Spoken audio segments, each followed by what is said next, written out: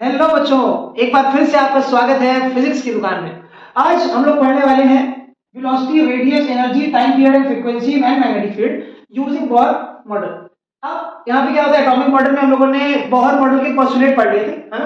अब हम लोग को क्या करना है, बोहर मॉडल का इस्तेमाल करके velocity, radius, energy, time period, frequency और मैग्नेटिक फील्ड के लिए कुछ रिलेशन चाहिए, ठीक है, जो कि बहुत इंपॉर्टेंट है एग्जाम पॉइंट ऑफ व्यू से, नीट पॉइंट ऑफ व्यू से, चाहे वो जेई पॉइंट ऑफ व्यू से, ठीक है। बहुत ही डिटेल्ड में पढ़ेंगे, बहुत अच्छे से समझेंगे। ध्यान दीजिए बोर्ड पर।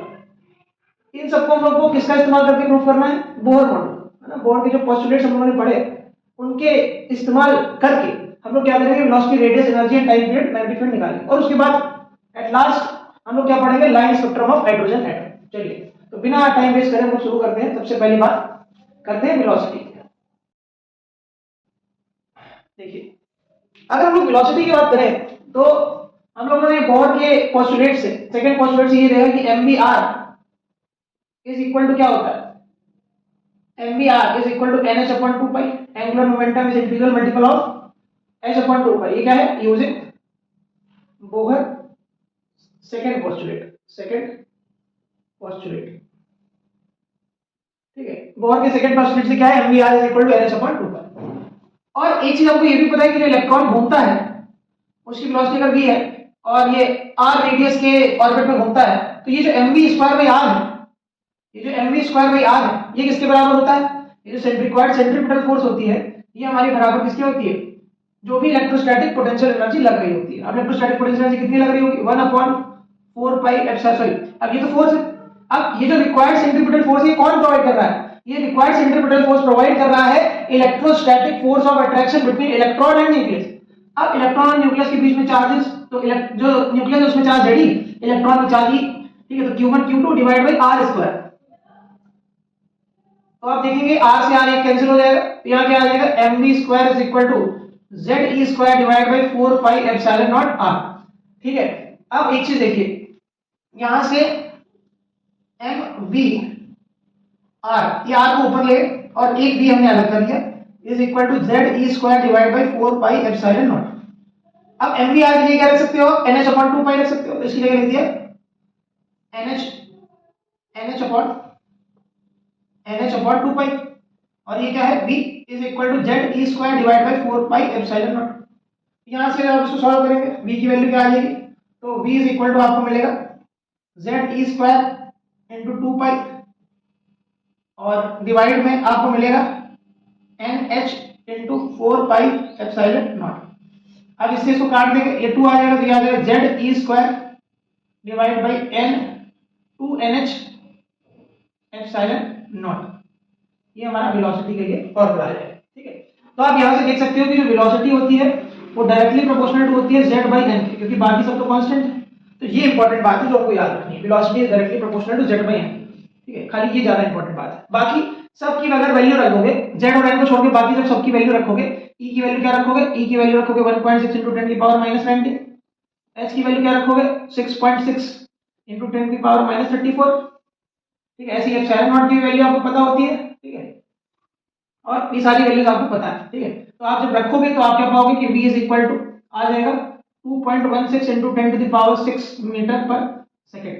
और जहां पे इसको आप v नॉट से अगर रिप्रेजेंट करो, ठीक है, v नॉट से अगर रिप्रेजेंट करो तो ऐसे लिख सकते हो। तो ये जो इक्वेशन लिखी है तो इसको आप ऐसे भी लिख सकते हो, v इज इक्वल टू, इन सारी की वैल्यू रख दी तो ये आ गया 2.16 into 10 की पावर 6, और मल्टीप्लाई में क्या बचा z बाई n, क्योंकि इसकी वैल्यू तो रखी नहीं थी, ठीक है। इसे कहते हैं बोहर वेलोसिटी, है ना, इसे क्या कहते हैं, बोहर वेलोसिटी, बोहर वेलोसिटी, ठीक है।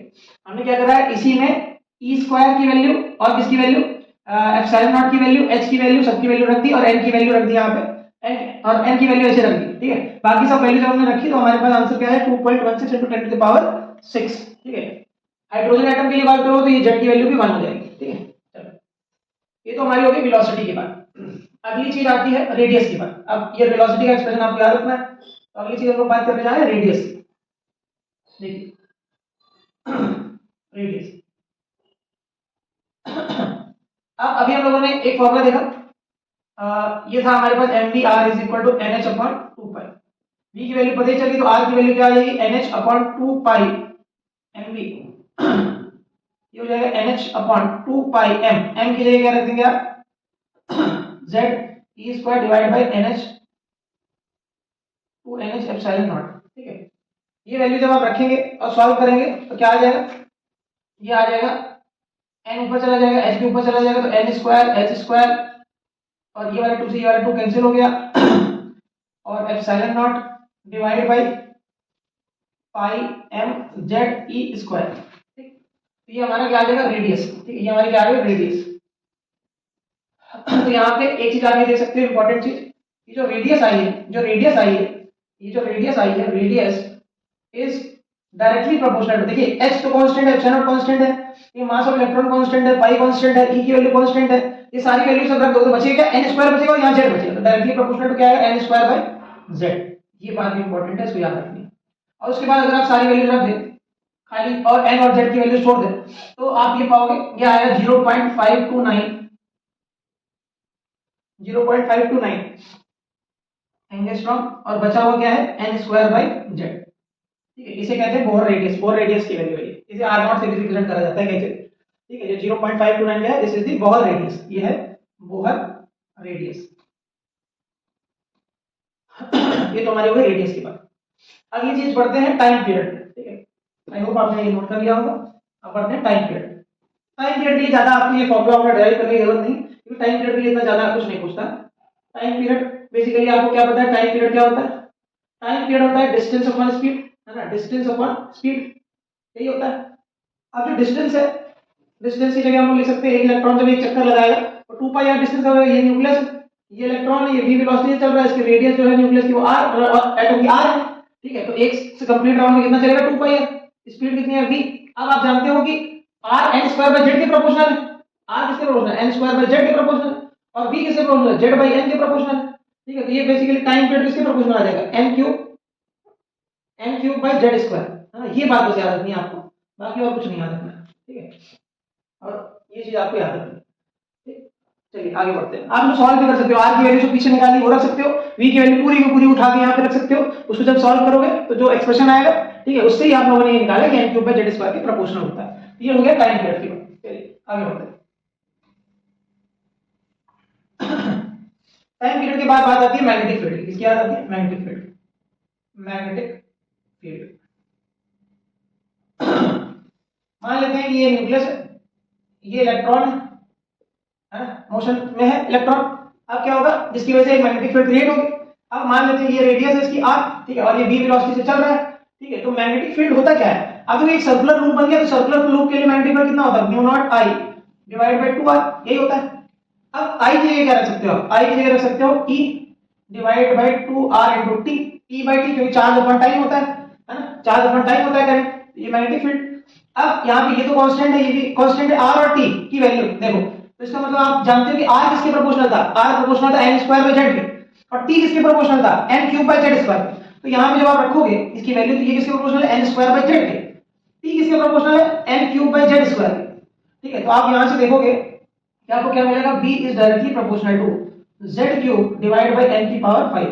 ये नीट में पूछा हुआ सवाल है। ठीक है, ठीक है, नीट में पूछा है। ठीक है, पूछा है, ठीक है, याद रखना है इसको आपको। ठीक है, मैग्नेटिक फील्ड ज्यादातर जो आपको वीडियोस मिलेंगे YouTube पे, उसमें हो सकता है कि मैग्नेटिक फील्ड के बारे में ना बताया जाए, इस वजह से आपको इसको याद रखना है। ठीक, चलिए आगे बढ़ते हैं। मैग्नेटिक फील्ड की बात हो गई, अब अगली बात आती है एनर्जी की, है ना। अगली बात आती है किसकी, एनर्जी। अगली बात आती है एनर्जी। अब एनर्जी के लिए अगर हम लोग बात करें तो एनर्जी हमारे पास एक तो है काइनेटिक एनर्जी और एक है पोटेंशियल एनर्जी। ठीक है, काइनेटिक एनर्जी इलेक्ट्रॉन के मोशन की वजह से है, उसमें काइनेटिक एनर्जी, और पोटेंशियल एनर्जी इलेक्ट्रॉन और न्यूक्लियस के बीच में जो अट्रैक्शन लग रहा है उसकी वजह से पोटेंशियल एनर्जी। अच्छा, पोटेंशियल एनर्जी कितनी होगी, पोटेंशियल एनर्जी की बात करें, potential energy P is equal to 1/4 pi epsilon naught Ze into E divide by R, है ना, डिवाइड बाय R, और ये नेगेटिव में होती है। क्या होगी, नेगेटिव। काइनेटिक एनर्जी की बात करें, बस इसको सॉल्व करें थोड़ा सा, कितना हो जाएगा, ये हो जाएगा minus z e square divide by 4 pi epsilon naught r। ठीक है, काइनेटिक एनर्जी क्या होता है, काइनेटिक एनर्जी होता है हाफ m v स्क्वायर।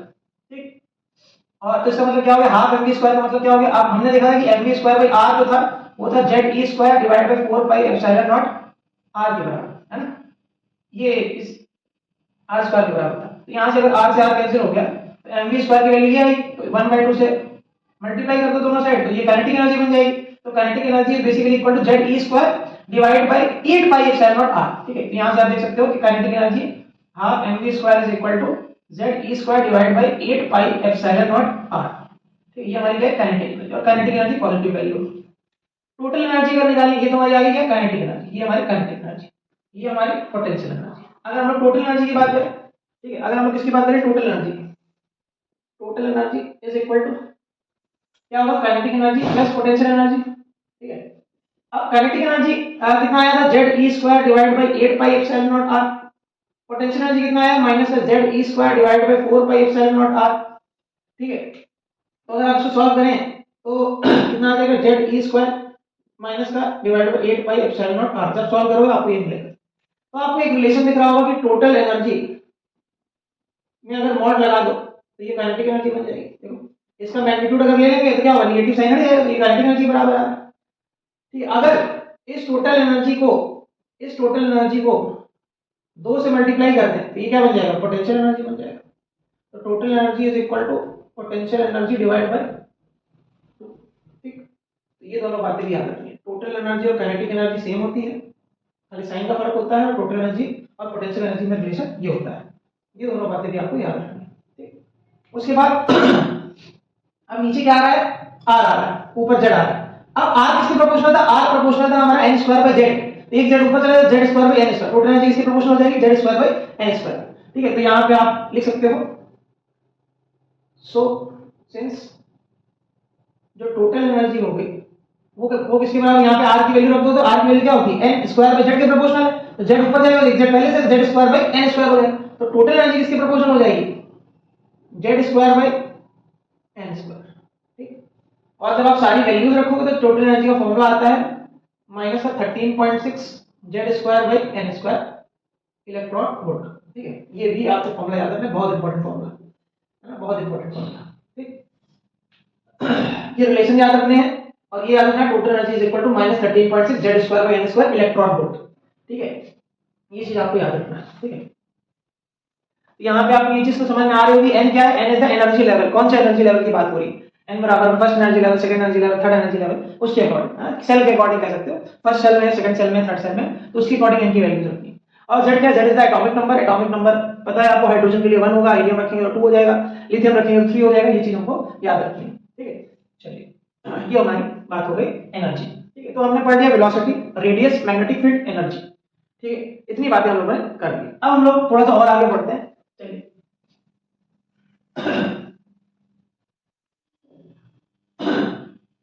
तो अगर हम लोग हाइड्रोजन एटम की बात करें, फॉर हाइड्रोजन एटम,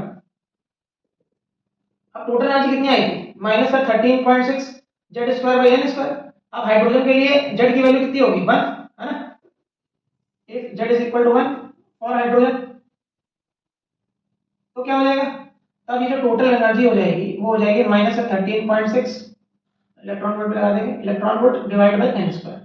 अब अगर यहीं पे n बराबर 1 रख दें तो जो एनर्जी होगी कितनी आ जाएगी, माइनस का 13.6 इलेक्ट्रॉन वोल्ट। अगर n बराबर 2 रख दें तो टोटल एनर्जी कितनी हो जाएगी, माइनस का 3.4 इलेक्ट्रॉन वोल्ट।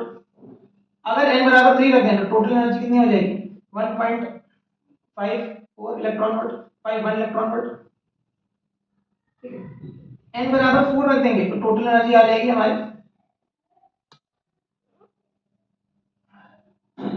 माइनस का 0.85 इलेक्ट्रॉन वोल्ट, ठीक है। ये कुछ वैल्यूज हैं जो कि आप n की वैल्यू 1 2 3 4 रख के यहाँ पे डाल के आप टोटल एनर्जी की वैल्यूज निकाल सकते हो, ठीक है। तो अगर n बराबर 1 है, मतलब फर्स्ट ऑर्बिटल में इलेक्ट्रॉन, तो उस समय उस केस में माइनस 13.6 होगी। सेकंड n बराबर 2 है, अगर सेकंड एनर्जी लेवल पे है तो क्या हो जाएगा, माइनस का 3.4, ठीक है। ये एनर्जी वैल्यूज आपको याद रखनी है ना, इंपॉर्टेंट है क्योंकि ये पूछी जाती है ना, डायरेक्टली कई बार क्वेश्चन आ जाता है ना, कि सेकंड एनर्जी अगर लेवल पे है तो टोटल एनर्जी कितनी होगी, या थर्ड एनर्जी लेवल पे है तो टोटल एनर्जी कितनी होगी, तो ये बात आपको याद रखनी है, ठीक है। और अगर यहीं पे काइनेटिक एनर्जी की बात करें तो काइनेटिक एनर्जी में इसी का मॉड ले लो, तो काइनेटिक एनर्जी कितनी हो जाएगी, 13.6 इलेक्ट्रॉन वोल्ट। यहाँ पे काइनेटिक एनर्जी कितनी हो जाएगी, 3.4 इलेक्ट्रॉन वोल्ट। और यहाँ पे काइनेटिक एनर्जी कितनी हो जाएगी 1.51 इलेक्ट्रॉन वोल्ट, और यहाँ काइनेटिक एनर्जी कितनी हो जाएगी 0.85 इलेक्ट्रॉन वोल्ट।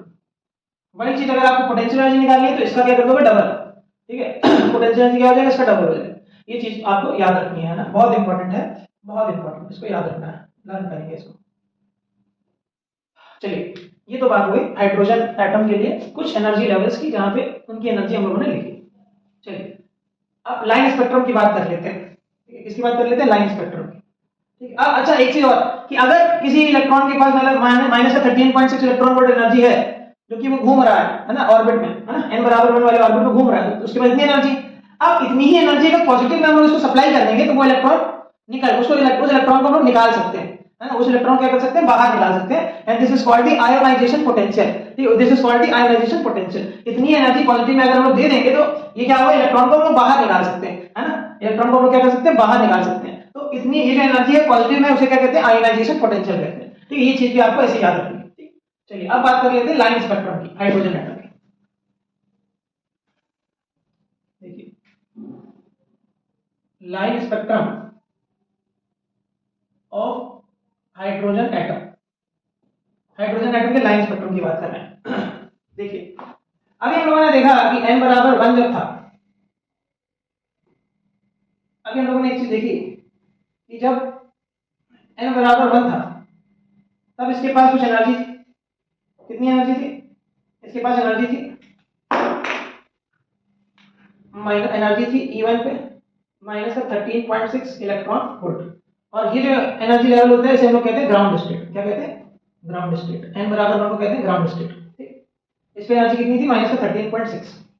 फिर हमने क्या देखा, n बराबर 2, n बराबर 2 पे क्या देखा, n बराबर 2 पे क्या देखा कि जो एनर्जी थी E2 is equal to minus 3.4 electron volt.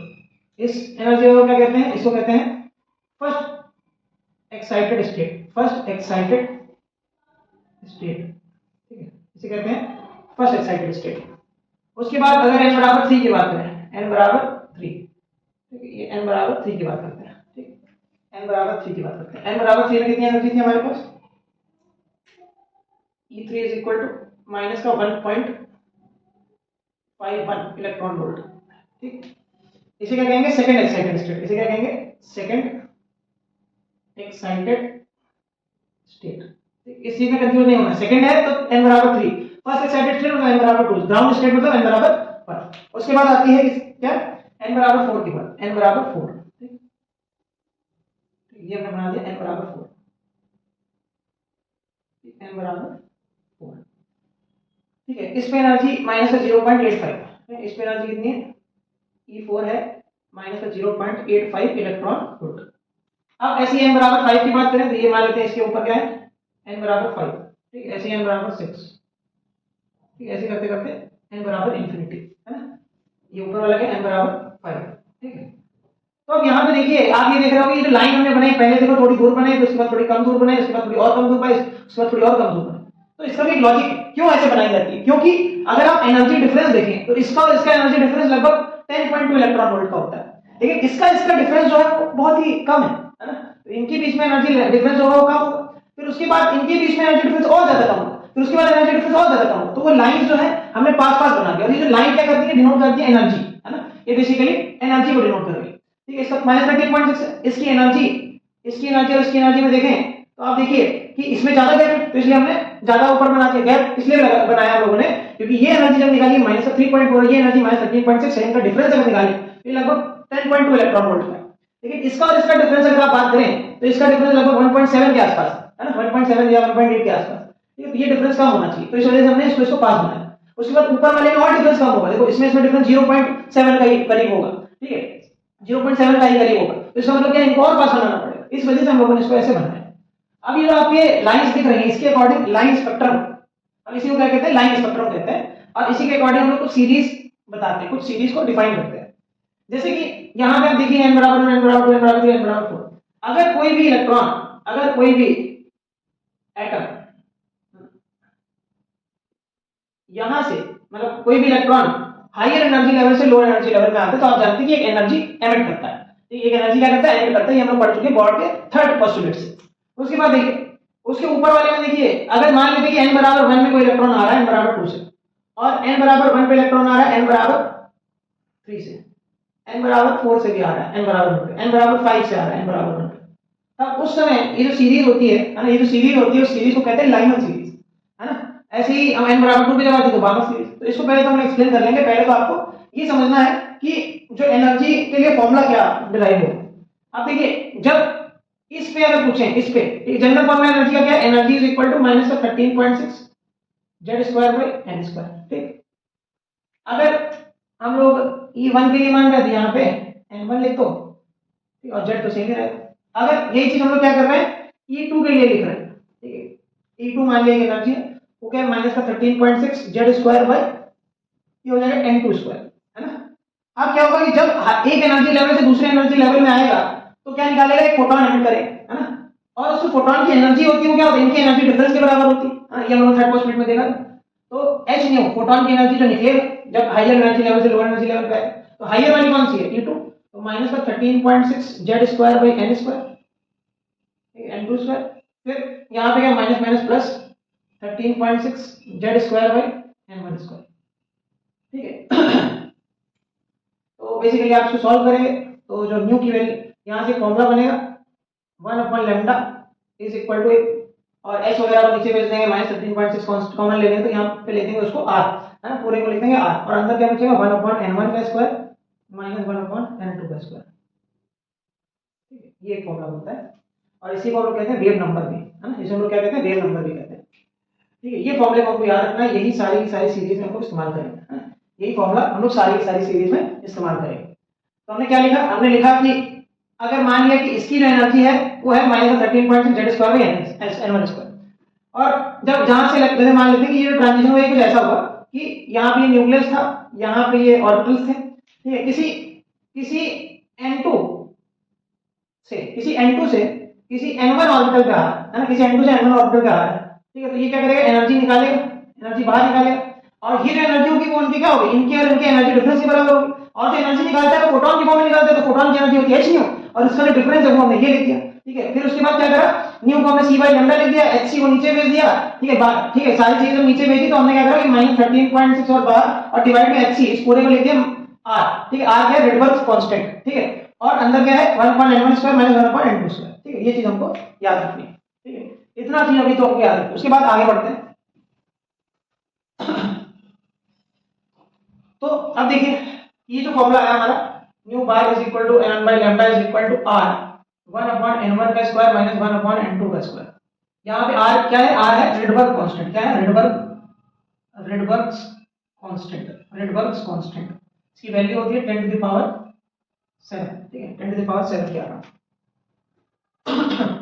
तो अब देखिए यहाँ पे हमने आपसे पहले अभी थोड़ा सा डिस्कस किया था, यहाँ पे एक बार फिर से डिस्कस कर दे रहे हैं कि अगर कोई ऐसा ट्रांजिशन हो रहा है किसी nth एनर्जी लेवल से n बराबर 1 पे ट्रांजिशन हो रहा है, मतलब कोई nth एनर्जी लेवल है, मतलब ये कुछ भी हो सकता है 2 3 4 5 6 7 कुछ भी हो सकता है टू इंफिनिटी, और उससे इलेक्ट्रॉन निकल के n बराबर 1 पे आ रहा है, ठीक है।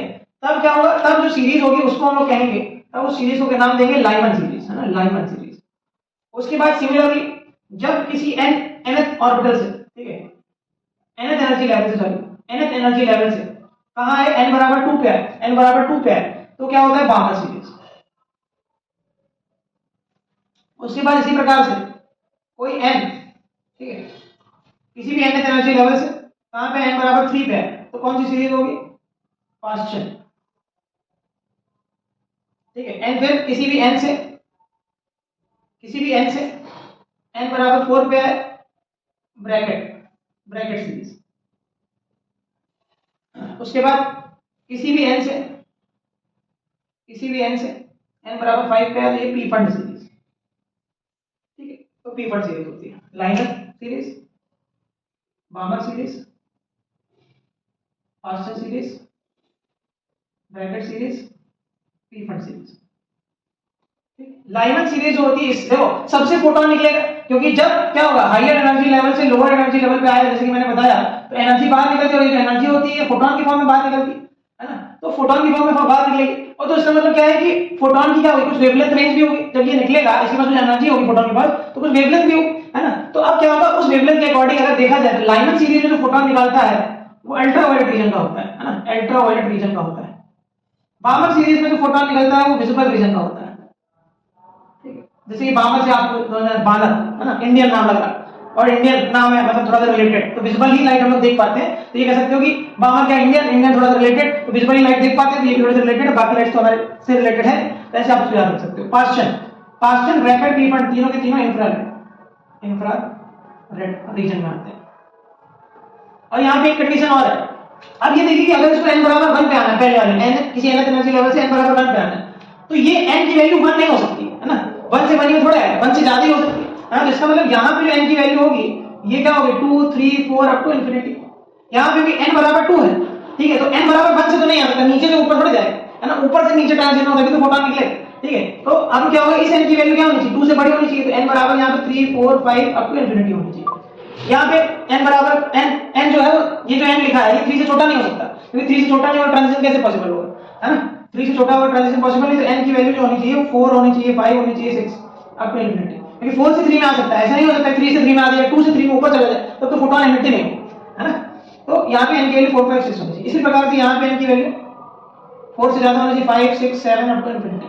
यहाँ पे 5 से ज्यादा होनी चाहिए n की वैल्यू 6 7 8 अप टू इंफिनिटी। ये चीज हमको याद रखनी है ना। पहले बात क्या बात याद रखना है कि जो लाइमन सीरीज होती है, जब किसी भी nth एनर्जी लेवल से n बराबर 1 पे आ रहा है तो लाइमन सीरीज बनती है, और ये वाली n की वैल्यू 1 से बड़ी होनी चाहिए, क्योंकि तब तो तभी ट्रांजिशन पॉसिबल है, ठीक है। तो n की वैल्यू 2 3 4, 2 से बना सकता है, 3 से बना सकता है, 4 से बना सकता है, ऐसा नहीं होगा 1 से बना लिया फिर तो ट्रांजिशन ही नहीं होगा, है ना। तो जीरो तो होते ही नहीं है ना, जीरो हो ही नहीं सकता, ठीक है। अब ये n बराबर 2, n बराबर n से लेके n बराबर 2 तक, मतलब यहाँ पे क्या है, किसी nth एनर्जी लेवल से n बराबर 2 पे अगर कोई इलेक्ट्रॉन आ रहा है ट्रांजिशन करके, तब क्या होगा, ये बामर सीरीज कहलाएगी, और n की वैल्यू 2 से बड़ी होनी चाहिए, मतलब 3 4 5 अप टू इंफिनिटी होनी चाहिए।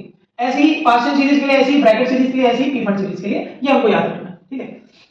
चलिए ये तो हमने देख लिया। अब एक एक करके सारी सीरीज के बारे में लिख लिया। देखिए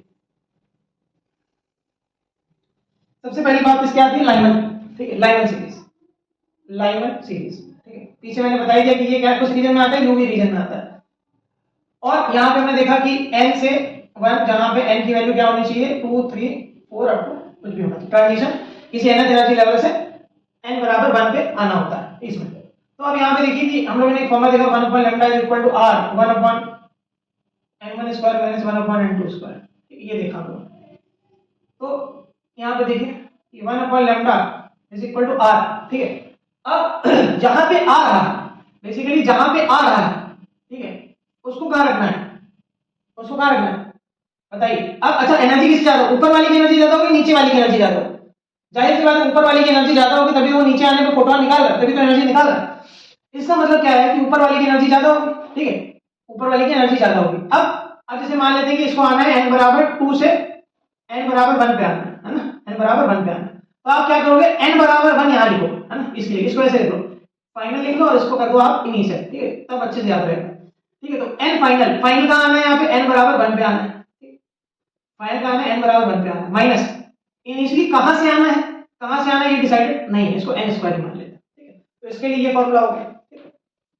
अगर आपसे कहें कि first line of Lyman series, first line of Lyman series की वेवलेंथ बताओ, कि वेवलेंथ,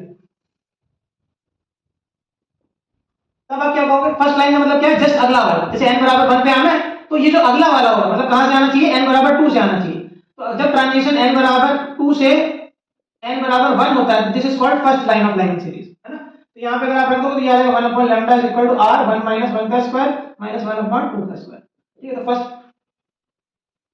फर्स्ट लाइन का जो लाइमन सीरीज की वेवलेंथ आ जाएगी वो ऐसे आ जाएगी, है ना, फर्स्ट लाइन के लिए, ठीक। अब ये चीज आपसे कहते हैं लास्ट लाइन, है ना, ये कहते हैं लास्ट लाइन, ठीक है, last line of Lyman series इस सीरीज वेवलेंथ कितनी होगी, तब आप क्या बोलोगे, लास्ट लाइन का मतलब क्या होगा, n बराबर इंफिनिटी से n बराबर 1 पे है, n बराबर इंफिनिटी से है n बराबर 1 पे, तब हम लोग कहेंगे लास्ट लाइन। तो ये क्या हो जाएगा 1 upon lambda is equal to r 1 upon 1 का स्क्वायर और माइनस 1 upon इंफिनिटी का स्क्वायर, तो ये बेसिकली r हो जाएगा, ठीक है। ये 1 हो जाएगा, 1 upon 0 हो जाएगा, तो ये हो जाएगा 1 upon lambda equal to r या फिर lambda equal to 1 by r, ठीक है। तो लास्ट लाइन के लिए ये होता है। उसके बाद ये बात तो कहेगा ही कहेगा, साथ में आपसे कहेगा लॉन्गेस्ट एंड शॉर्टेस्ट वेवलेंथ, ठीक है, लॉन्गेस्ट और शॉर्टेस्ट वेवलेंथ के लिए भी कहेगा, ठीक है। जब आपसे कहे find the longest wavelength of Lionel series, तब आप क्या बोलोगे लॉन्गेस्ट वेवलेंथ के लिए? लॉन्गेस्ट वेवलेंथ के लिए क्या बोलोगे? देखिए वेवलेंथ लॉन्गेस्ट मतलब एनर्जी कम, है ना, वेवलेंथ लॉन्गेस्ट मतलब सबसे कम एनर्जी, है ना, तो इसका मतलब क्या हुआ, अगले वाले से याद है ना, अगले वाले से याद है तो लॉन्गेस्ट हो जाएगा, है ना। तो अगर n बराबर 2 से ट्रांजिशन हो और n बराबर कहां आ जाए 1 पे, ठीक है, n बराबर 2 से n बराबर 1, तो ये हो जाएगी longest wavelength of line series. उसके बाद अगर आपसे बोले shortest wavelength, find the shortest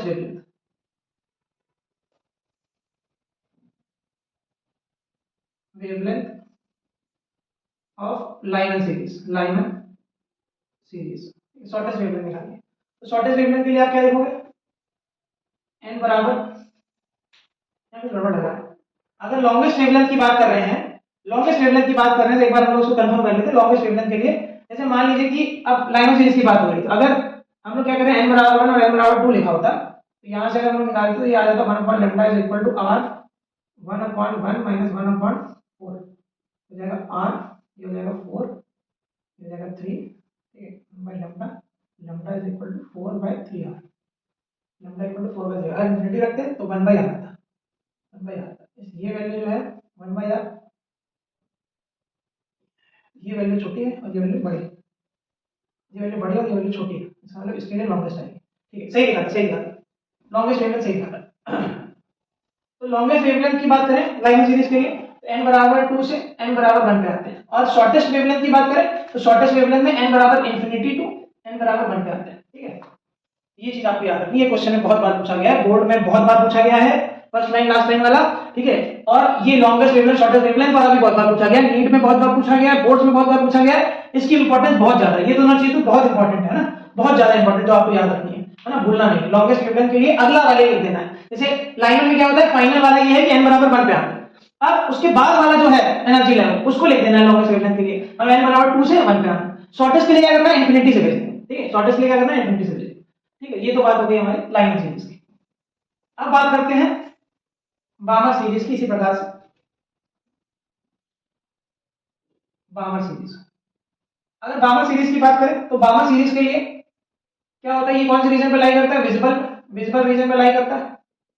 बामर series के लिए formula 1/λ is equal to r 1 by final क्या है 2 का स्क्वायर माइनस इनिशियल क्या है n का स्क्वायर, जहां पे n की वैल्यू 3 4 5 6 7 कुछ भी हो सकती है, n की वैल्यू क्या हो सकती है 3 4 5 6 अप टू n, ठीक है। इसमें भी अगर लास्ट लाइन की बात करता है या फर्स्ट लाइन की बात करता है या लॉन्गेस्ट की बात करता है या इसी के आगे लिखते हैं लास्ट लाइन लिखते हैं, या फिर उसी चीज को हम लोग ये कह सकते हैं शॉर्टेस्ट वेवलेंथ, और फर्स्ट लाइन से लिख देते हैं लॉन्गेस्ट वेवलेंथ। तो लास्ट लाइन के लिए क्या होगा, लास्ट लाइन के लिए यहाँ पे n बराबर इंफिनिटी से n बराबर 2 पे आएंगे, ठीक है, और इसमें क्या हो जाएगा n बराबर 2 के बाद अगला कौन है 3 से n बराबर 2 पे आएंगे, ठीक है, तो ये लास्ट लाइन या फिर लॉन्गेस्ट वेवलेंथ के लिए होगा। इसी प्रकार से फास्ट चेन के लिए देख लेते हैं, फास्ट चेन इंफ्रारेड रीजन में आएगा और 1/λ इज इक्वल टू क्या होगा r ब्रैकेट में 1/3 का स्क्वायर माइनस 1/n का स्क्वायर, जहां पे n की वैल्यू 4 5 6 अप टू इंफिनिटी हो सकती है। और यहाँ पे भी लास्ट लाइन और फर्स्ट लाइन की बात करें, लास्ट लाइन फर्स्ट लाइन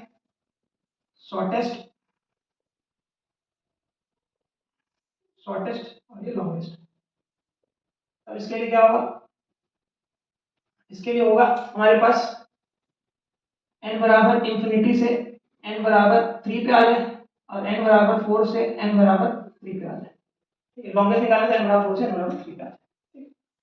इसी प्रकार से अब हम लोग लाइन में बार बार फास्ट चेन हो गया, ब्रैकेट पे आते हैं, इसी प्रकार से ब्रैकेट की बात कर लेते हैं। ब्रैकेट भी इंफ्रारेड रीजन में आ रहा है और इसके लिए भी जो फॉर्मूला है क्या होगा 1/λ equal to r 1/n, final कितना है 4 4 का स्क्वायर माइनस 1/n का स्क्वायर, यहाँ पे n की वैल्यू 5 6 7 अप टू इंफिनिटी हो सकती है।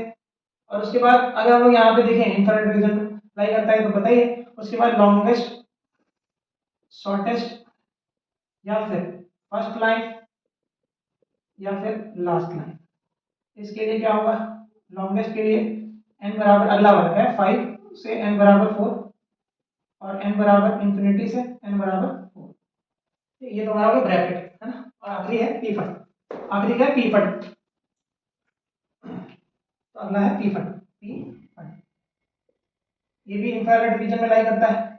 इसके लिए भी फॉर्मूला क्या है, 1 upon lambda is equal to r 1/5 का स्क्वायर माइनस 1/n का स्क्वायर। ठीक है, n की वैल्यू क्या हो सकती है 6 7 8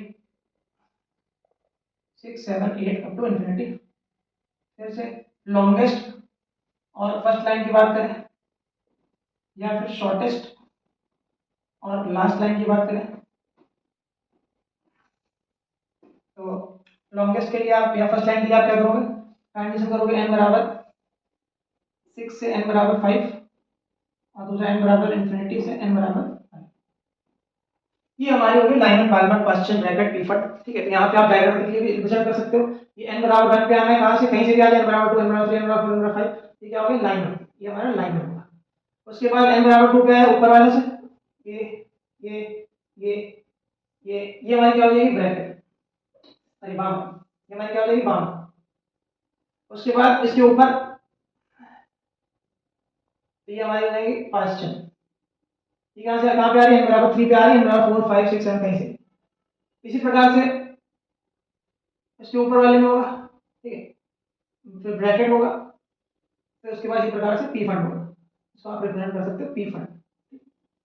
तो अगर n बराबर 1 पे आ रहा है किसी के ऊपर वाली एनर्जी लेवल से तो डायमंड होगी, n बराबर 2 पे आ रहा है किसी ऊपर एनर्जी लेवल से तो बामर होगी, n बराबर 3 पे आ रहा है किसी ऊपर एनर्जी लेवल से तो क्वेश्चन होगी। इस प्रकार से ब्रैकेट पी फंड।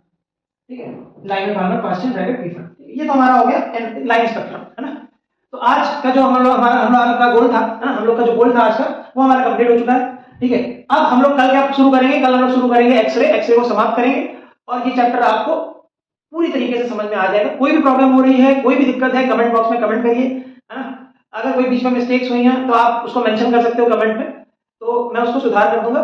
ठीक है, उसके बाद आपको क्या करना है, आपको अभी तक जितना भी पढ़ा है उसको रिवाइज करना है, बहुत अच्छे से पढ़ना है। आई होप आपको सब कुछ समझ में आ रहा होगा। अगर नहीं समझ में आ रहा है तो प्लीज प्लीज प्लीज कमेंट करिए, और आप चाहो तो वीडियो को अप्रिशिएट करके लाइक कर सकते हो है ना। आपके कमेंट जो है वो मेरे लिए मोटिवेशन है, इस वजह से आपको कमेंट तो करना ही करना है। ठीक है, अगर आपको अच्छा लग रहा है तो आप बताइए अच्छा लग रहा है, आपको खराब लग रहा है कुछ तो आप उसको मेंशन करिए, तो that will improve by time. बाकी कंटेंट जो मैं आपको डिलीवर कर रहा हूं उससे अच्छा कंटेंट आपको पूरे YouTube में नहीं मिलेगा, आई प्रॉमिस। ठीक है, इस बात की गारंटी है। ठीक है, तो इस वजह से इसको ध्यान से देखिए, सारे जो कंटेंट लिख रहे हैं उसके नोट्स भी बनाते चलिए, that will very very good for you. ठीक है, तो थैंक यू सो मच। आज का समाप्त करते हैं lecture. Thank you so much.